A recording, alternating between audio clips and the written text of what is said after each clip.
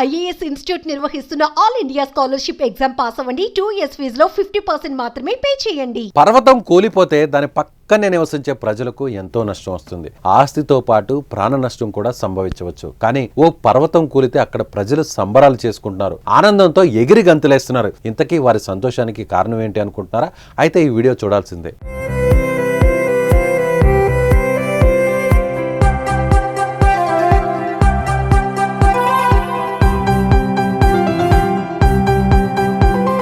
ప్రపంచంలో సంభవించే ప్రకృతి విపత్తులకు ఎక్కువగా నష్టపోయేది ఎవరంటే ఓళ్లకు దూరంగా కొండ కోణంలో జీవిస్తున్న వారే. వర్షాలు వరదలు వచ్చిన సమయంలో మనకి ప్రాణాలు దక్కించుకోవడానికి అవకాశం ఉంటుంది. కానీ పర్వతాలు కొండలు కోనల మధ్య జీవించే వాళ్ళకి ఆ ఛాన్సే ఉండదు. ప్రమాదం పొంచి ఉందని తెలిసేలోపే మరణాలు సంభవిస్తాయి.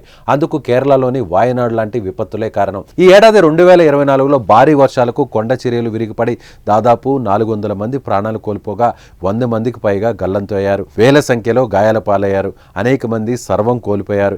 ఇంకా ఇలాంటి ఘటనలు ఎన్నో. అయితే తాజాగా ఆఫ్రికా ఖండంలోని కాంగో దేశంలో ఓ పర్వతం కూలిపోయింది. దాని కింద నివసించే ప్రజలకు ఎలాంటి నష్టం జరగలేదు. పైగా వారి జీవితం మారిపోయే అవకాశం కూడా వచ్చింది.